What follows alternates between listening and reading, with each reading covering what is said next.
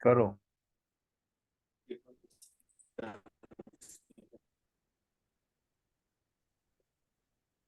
महान जीवित पर सामर्थ्य पिता परमेश्वर, आपके इकलौते बेटे हमारे उद्धारकर्ता पवित्र प्रभु यीशु मसीह के नाम से एक बार फिर से हम सब जितने भी जूम मीटिंग में सम्मिलित हुए हैं और जो होने वाले हैं, सब एक साथ एक मन होकर के आपके चरणों के तले आते हैं और धन्यवाद देते हैं यीशु मसीह कि आपने सचमुच में हमसे प्रेम किया। आपने हमारे लिए कोड़े खाए, आपने हमारे लिए दुख उठाया, आपने हमारे अपने लहू से हमें मोल लिया है प्रभु। और उसका प्रतिफल है प्रभु कि आज आपने हमें संसार से, अपने पाप से हमें अलग किया और ज्योति की संतान बनाया, अपनी संतान बनाया। धन्यवाद देती हूँ। हाँ मेरे यीशु राजा, आज इस मीटिंग में जितने भी हैं, जितने भी उपस्थित हो रहे हैं या ज्वाइन होना चाह रहे हैं प्रभु, सबको आपकी इच्छा के अनुसार, आपकी इच्छा के अनुसार होने पाए। और शेखर अंकल को विशेष रूप से आपके हाथों में सौंपती हूँ।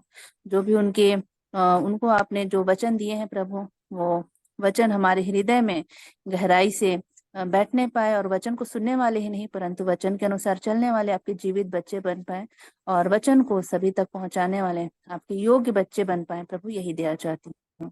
और इस समय को, इस सिचुएशन को, हर एक जगह को, जहां से भी जितने लोग जुड़ रहे हैं, सब पर आपकी लहू की बाड़ा चाहती हूँ, वचन की बाड़ा चाहती हूँ, ताकि शैतान की कोई भी चाल, कोई भी बुराई काम ना करने पाए और एक मन होकर के आपके वचन को ध्यान देने वाले आपके बच्चे बन पाए।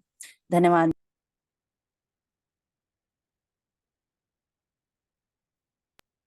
मांगती हूँ, सुन हृदय से ग्रहण कर लीजिए। आमीन। तो आमीन। प्रभु आशीष दे पिता तुमको और सबको। एक बार फिर से प्रभु यीशु मसीह के नाम से सबका मैं स्वागत करता हूँ आज के अध्ययन में। और हम लोग जिस विषय को लेकर शुरू किए हैं उसी में आगे चलेंगे। आज विशेष बात हम लोग देखने जा रहे हैं एक बार फिर से।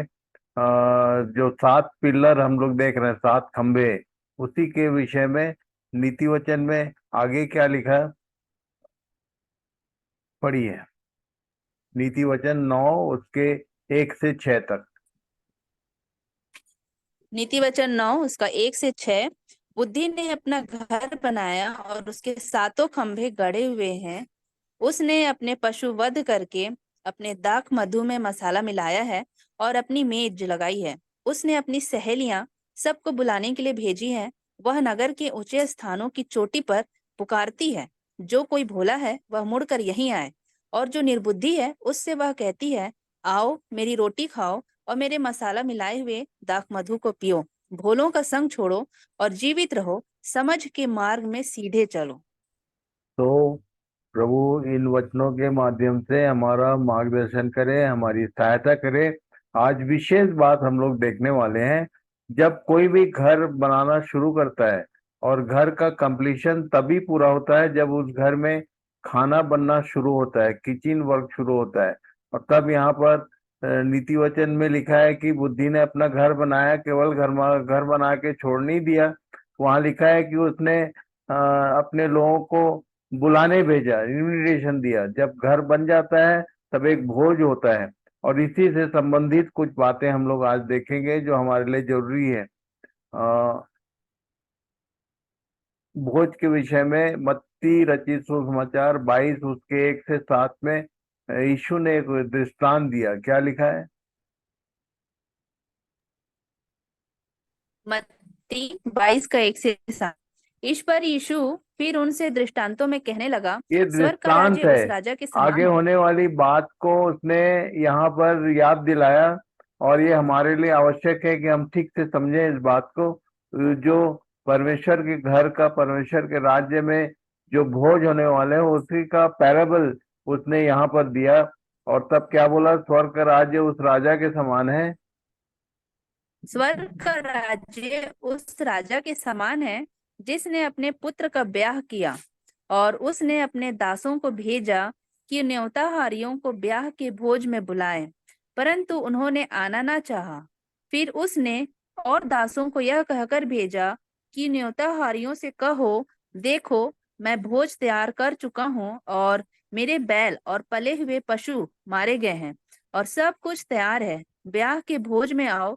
परंतु वे बेपरवाही करके चल दिए। कोई अपने खेत को कोई अपने व्यापार को। औरों ने जो बच रहे थे उसके दासों को पकड़कर उनका अनादर किया और मार डाला। राजा ने क्रोध किया और अपनी सेना भेजकर उन हत्यारों को नाश किया और उनके घरों का। तो यहाँ पर एक बात लिखा है कि जब घर तैयार होता है, घर जब तैयार हो जाता है तो लोगों को बुलाया जाता है कि आओ भाई हमारे आनंद में शामिल हो। और तब इसने लिखा है कि अपने पुत्र का ब्याह किया और उसने दासों को भोजन न्योता हरियों को बुला के को ब्याह के भोज में बुलाए। परंतु लिखा है कि भोज को इन लोगों ने डिनाई किया और उसके बाद परमेश्वर के उस राजा के क्रोध के भागी हुए। इसलिए आज एक बात याद रखना, हम लोग का जो विषय चल रहा है उसमें संगति पाने, रोटी तोड़ने और ये सब बातें हैं आगे। तो आज हम लोग इसी विषय पर ध्यान करेंगे कि जब घर बनता है तो घर में न्योताहारी कौन होता है और कौन मेज तक की संगति प्राप्त करता है। तो आज इसी विषय पर हम लोग ध्यान करेंगे। और जो किसी भी कारण से इस भोज को डिनाई करेगा या डिनाई करवाएगा, लोगों को रोकेगा, वो दंड का भागी होगा। परमेश्वर का वचन बताता है कि उसने न्योता दिया सबको कि भोज में शामिल हो। भोज में आने के लिए न्योता दिया जाता है। उसमें उसमें एक नियम है, उसको यहाँ पर ड्रेस कोड है, उसको हम देखेंगे कि कैसे बहुत सारे लोगों ने अपने किसी किसी काम के कारण इसको परमेश्वर की मेज का इनकार किया। इसलिए इस बात को याद रखना, परमेश्वर के क्रोध के भागी होते हैं जिन लोग ये भोज का इनकार करते हैं। पर भोज में शामिल होने के बाद उसके आगे का कुछ उदाहरण दिया है, उसको हम लोग पढ़ेंगे। क्या लिखा? 8 से 14।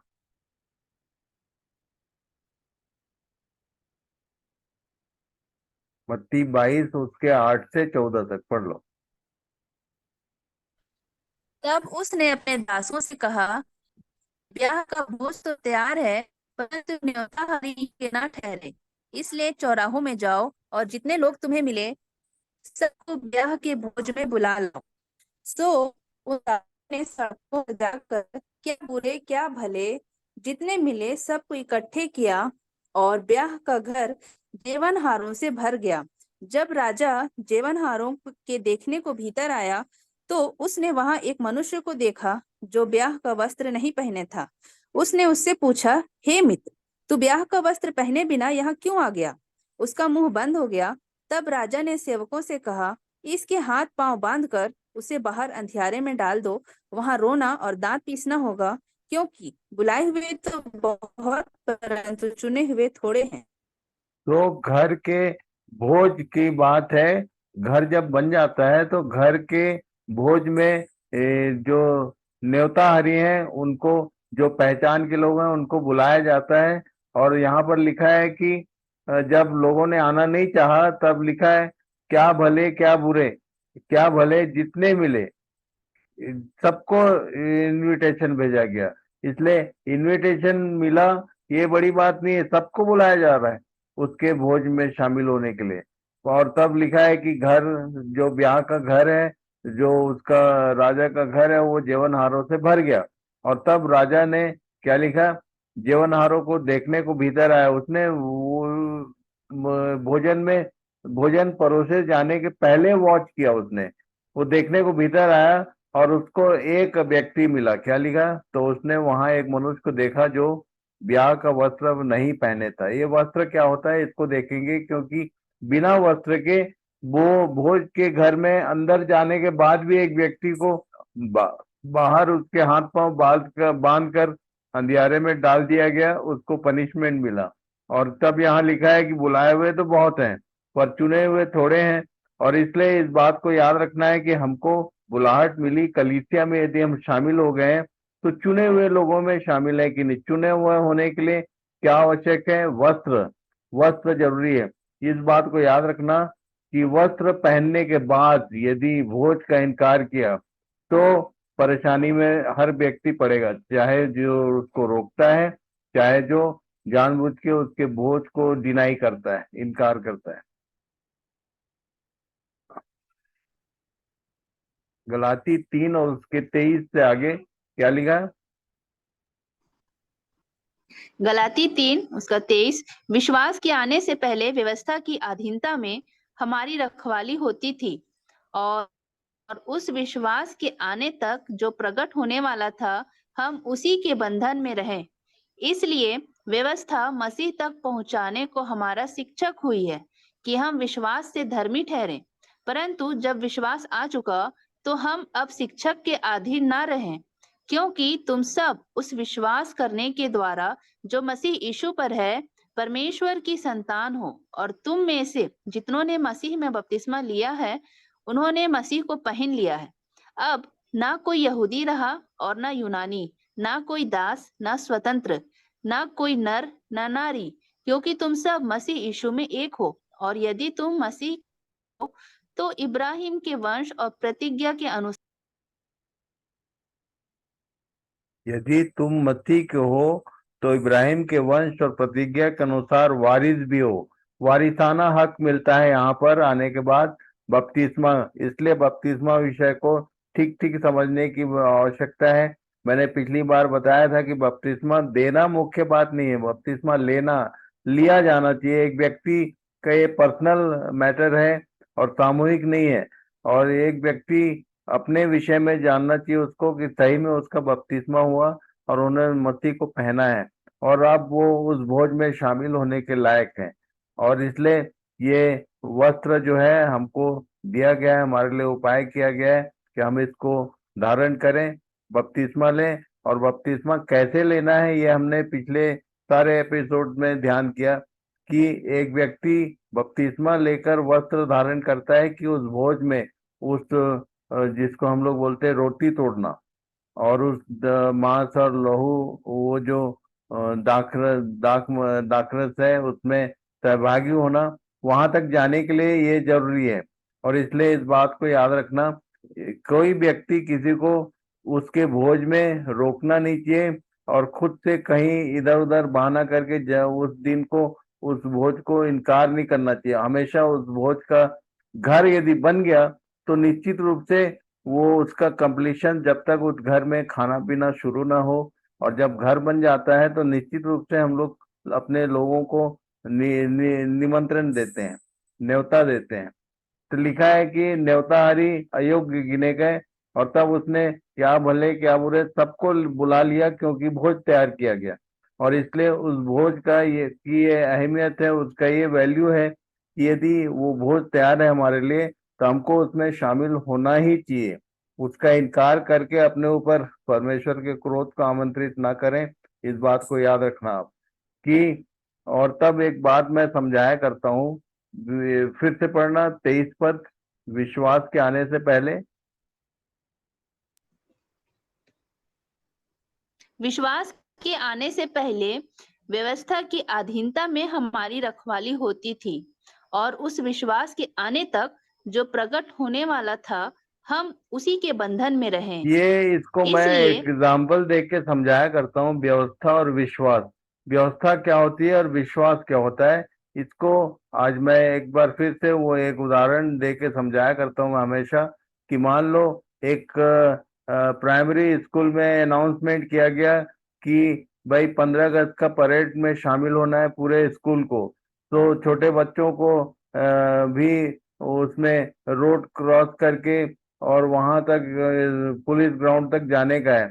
तब वहां एक व्यवस्था स्कूल की तरफ से बनाई जाती है कि वो बच्चे लाइन ना तोड़ें और भीड़ में ना चलें क्योंकि रोड क्रॉस करना है। और तब दो दो की लाइन में सब जाएंगे, ऐसा अनाउंस होता है।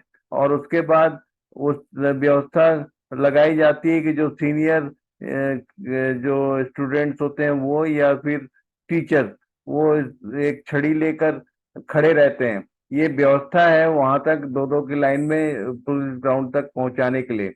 और इसलिए जब जब एक व्यक्ति बड़ा हो जाता है, मैच्योर हो जाता है, उसको मालूम है कि एक्सीडेंट का चांस है, इसलिए रोड के किनारे खुद से दो दो की लाइन में चलते हैं।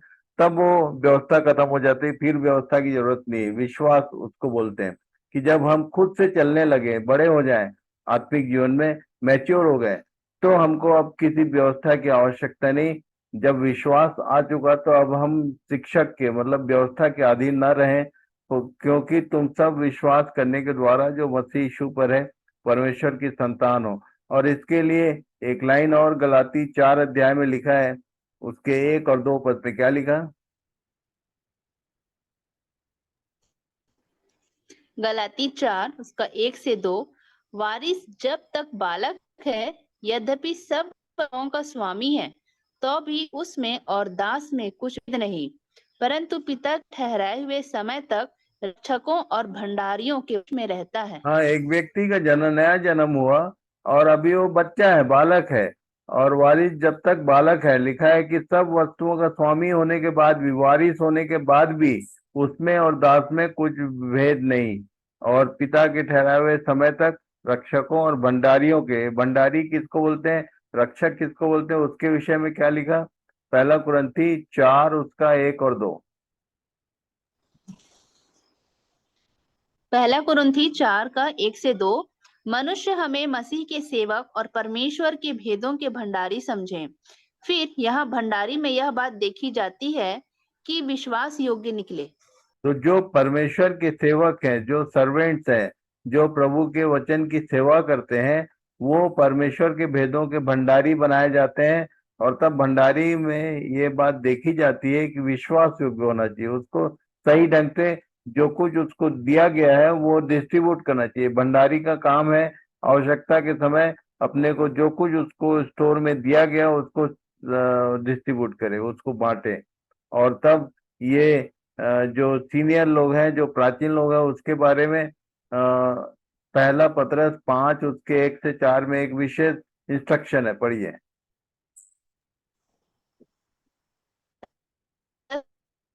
4। तुम में जो प्राचीन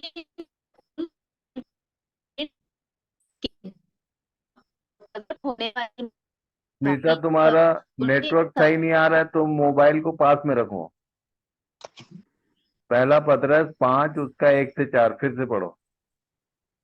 तुम में जो प्राचीन है, मैं उनकी नाई प्राचीन और मसीह के दुखों का गवाह और प्रकट होने वाली महिमा में सहभागी होकर उन्हें यह समझाता हूँ कि परमेश्वर के उस झुंड की जो तुम्हारे बीच में है रखवाली करो, और यह दबाव से नहीं परंतु परमेश्वर की इच्छा के अनुसार आनंद से, और नीच कमाई के लिए नहीं पर मन लगाकर। और जो लोग तुम्हें सौंपे गए हैं उन पर अधिकार न जताओ, वरन झुंड के लिए आदर्श बनो।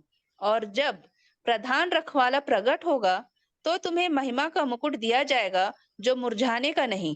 तो जो भंडारी हैं या जो सेवक गण हैं उनके लिए इंस्ट्रक्शन है ये, कि जो लोग तुम्हें सौंपे गए हैं, जिन जिन लोग तुम्हारे सेवा के लिए ठहराए गए हैं, उन पर अधिकार नहीं जमाने का, पर झुंड के लिए आदर्श बनो। अपने जीवन में मसीह को धारण करके उसको प्रकट करो।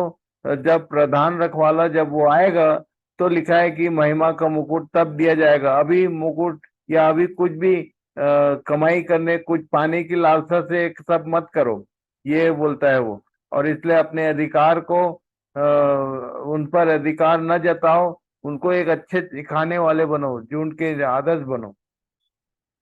ये चेतावनी है किनको? जो लोग थोड़े से पुराने हैं, जो सीनियर हैं, जो बड़े हैं, उनके लिए इंस्ट्रक्शन है। तुम में जो प्राचीन है, बोलता है, दोज हु आर एल्डर्स, जो प्राचीन है, जो जिम्मेदार है, जिनको उसने ठहराया है कि तुम उनकी रखवाली करो। क्या लिखा है, एक बार फिर से पढ़ लें। तुम में जो प्राचीन है, मैं उनकी नाई प्राचीन और मसीह के दुखों का गवाह और प्रकट होने वाली महिमा में सहभागी होकर उन्हें यह समझाता हूँ कि परमेश्वर के उस झुंड की जो तुम्हारे बीच में है रखवाली करो, और यह दबाव से नहीं परंतु परमेश्वर की इच्छा के अनुसार आनंद से, और नीच कमाई के लिए नहीं पर मन लगाकर। और जो लोग तुम्हें सौंपे गए हैं उन पर अधिकार न जताओ, वरन झुंड के लिए आदर्श बनो। और जब प्रधान रखवाला प्रकट होगा तो तुम्हें महिमा का मुकुट दिया जाएगा जो तो सब मुरझाने का लोग नहीं। मिलके इन बातों को ध्यान करो कि जो पुराने हैं, प्राचीन हैं, वो भी इस विषय का ध्यान रखें, और नए लोग हैं जो वो भी इस विषय को ध्यान करें कि परमेश्वर के उस भोज का, उस टेबल का किसी भी तरह से डिनाई करना, परमेश्वर के कोप क्रोध को आनंद अपने ऊपर आमंत्रित करना है। और इसलिए प्रभु के भय में मैं आज इन बातों को गंभीरतापूर्वक आपको बताना चाहता हूँ। और पूरे सप्ताह भर इस विषय को ध्यान करो सारे लोग मिलकर। और अगली बार फिर मिलेंगे तो मैं बताऊंगा कि हमारे घर तक कौन व्यक्ति है जो मेज तक आने का हकदार होता है। तो हम लोग एक बात याद रखना, आप ध्यान करना कि कुछ लोग होते हैं जो बाउंड्री वॉल से पूछते हैं कि भैया है क्या, और उसके बाद उसको इधर से आवाज आती है कि नहीं वो अभी नहीं है, बाद में आना। तो कुछ लोग हैं जो केवल दरवाजे तक आते हैं, और उसके बाद कुछ लोग हैं जो डाइनिंग ड्राइंग रूम तक आते हैं, केवल जहाँ बैठक है वहां तक आते हैं। बहुत कम लोग होते हैं जो हमारे मेज तक पहुंचते हैं, जिनके साथ हमारा भोजन होता है। तो ये जो घर घर के लोग जब हम बचते हैं, जब जब एक देह होने के लिए क्या लिखा है, पहला कुरिन्थी 12 का 13 पद पढ़ लो एक बार। ये जो बैप्टिज्म है वो क्या करता है, हमको कहाँ तक पहुंचाता है। पहला कुरिन्थी 12 का 13। क्योंकि हम सब ने, क्या यहूदी हो, क्या यूनानी, क्या दास हो, क्या स्वतंत्र, एक ही आत्मा के द्वारा एक देह होने के लिए बपतिस्मा लिया। ये और बपतिस्मा हम जो है वो वस्त्र धारण करता है व्यक्ति। यहाँ लिखा है कि एक देह होने होते हैं हम लोग, एक देह में सहभागी यहाँ होते हैं। यदि बपतिस्मा हो गया तो आप उस देह में शामिल हो गए, और यदि बपतिस्मा नहीं हुआ तो आप उस देह में शामिल नहीं है। उस झुंड में, जिसको कलीसिया बोलते हैं, उसमें आने जाने, उसमें बैठने उठने से शामिल नहीं होता है कोई। इसलिए इस विषय को ध्यान रखना। सब लोग मनन करो, इस विषय पर सोच विचार करो कि तुम्हारा रियल में बैप्टिज्म हुआ कि नहीं। वो खंभा है जो हमको, वो पिलर है इस घर का जो हमको देह में, उस परिवार में शामिल करता है, हमको वारिसाना हक देता है।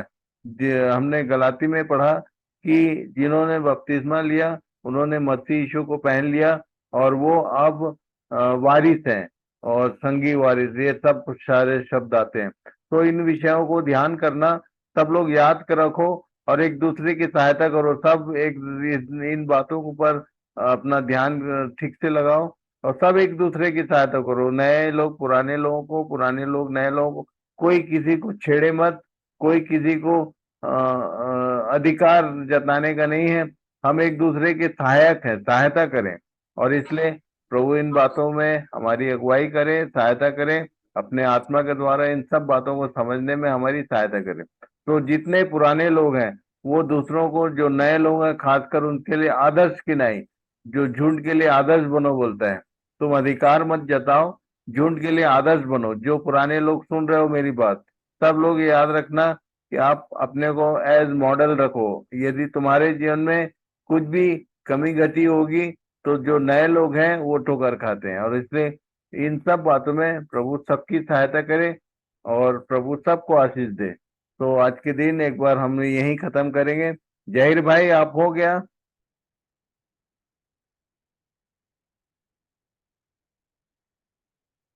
माइक अनम्यूट कर लो पहले। अच्छा, जहीर नहीं बन रहा है ना। संदीप भाई, आप प्रार्थना करो। संदीप कैरकेटा।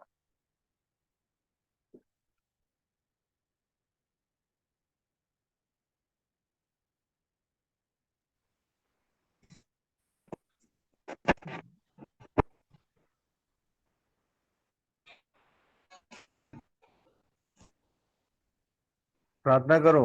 हे सर्वशक्तिमान ईश्वर दीनदयालु स्वरूप से अनुग्रहकारी पिता, आपके प्यार करता हूँ पिता, पवित्र प्रभु यीशु मसीह के नाम से इस संध्या के माध्यम से प्रभु जितने लोग जुड़े हैं प्रभु धन्यवाद देते हैं। यहाँ प्रभु अपने इस जूम मीटिंग के माध्यम से जो क्षमता जो बात पहुंचाई है प्रभु, उससे हम समझे प्रभु। अंकल ने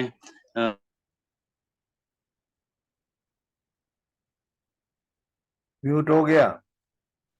देते हैं प्रभु, जहाँ प्रभु जीवित वचन जो हमने अभी पढ़ा प्रभु, जो इस क्लास के माध्यम से हमने सीखा प्रभु, वो हमारे जीवन में जीवित वचन कार्य करने पाए प्रभु। ऐसी दया चाहते हैं प्रभु, जीवित वचन प्रभु इस मीटिंग में जितने जुड़े हैं, जितने नहीं जुड़ पाए प्रभु, हर एक जन के साथ हो प्रभु, और हर एक जन के जीवन में वो वचन कार्य करने पाए प्रभु। ऐसी दया चाहते हैं प्रभु। और इस रात्रि में प्रभु हर किसी को प्रभु आपके पवित्र हाथों में सौंपते हैं मेरे यीशु राजा। जिस प्रकार प्रभु आप हर किसी के साथ हर वक्त रहते हैं प्रभु, उसी प्रकार प्रभु आने वाले समय में प्रभु हर किसी के संग साथ हो लीजिएगा प्रभु, और हर किसी को अपने पवित्र लहू के बारे में चाहता हूँ प्रभु कि हर कोई आपके पवित्र लहू के बारे में रहे प्रभु, और हर किसी के संग साथ प्रभु किसी के जीवन में कार्य न करने पाए प्रभु। ऐसी दया कृपा चाहता हूँ मेरे यीशु राजा। एक बार फिर से धन्यवाद देता हूँ प्रभु कि आपने अंकल को हमारे बीच में लाया प्रभु इस क्लास के लिए प्रभु, और हमने अंकल के माध्यम से कुछ भी सीखा प्रभु के लिए धन्यवाद देता हूँ प्रभु। मांगता हूँ प्रभु अंकल के बेहतर स्वास्थ्य के लिए प्रभु जो आपने उन्हें दिया है प्रभु, और यही स्वास्थ्य प्रभु हमेशा अंकल का बना रहे, ऐसी आपसे दया चाहता हूँ प्रभु, ताकि जो ज्ञान की बातें हैं प्रभु वो हम तक अंकल के माध्यम से पहुंचती रहे प्रभु। इसके लिए भी आपको धन्यवाद देता हूँ प्रभु, हर एक बात के लिए धन्यवाद देता हूँ मेरे यीशु राजा। और इस रात्रि में हर एक जन को प्रभु आपके हाथ में सौंपते हुए इस छोटी सी प्रार्थना को एकमात्र हमारे उद्धारकर्ता मुक्तिदाता पवित्र प्रभु यीशु मसीह के नाम से मांगता हूँ, सुनिए और दया से ग्रहण कीजिए। आमीन। मीन। तो गॉड ब्लेस यू संदीप, और सबको प्रभु आशीष दे। आज का अध्ययन यही ड्रॉप करेंगे, और सब लोग इन वचनों को मनन करें, ध्यान करें, अच्छे से समझने का प्रयास करें, और सब एक दूसरे की सहायता करें। अधिकार नहीं जताना है, हेल्प करना है, सहायता करना है। तो जितने पुराने लोग हैं, नए लोगों को ठीक से सहायता करो, पहले खुद तो समझो और आदर्श बनो झुंड के लिए, और तो वो अपनी बातों को उनके साथ शेयर करो। तो प्रभु सबको आशीष दे। अगले शुक्रवार को फिर से मिलेंगे।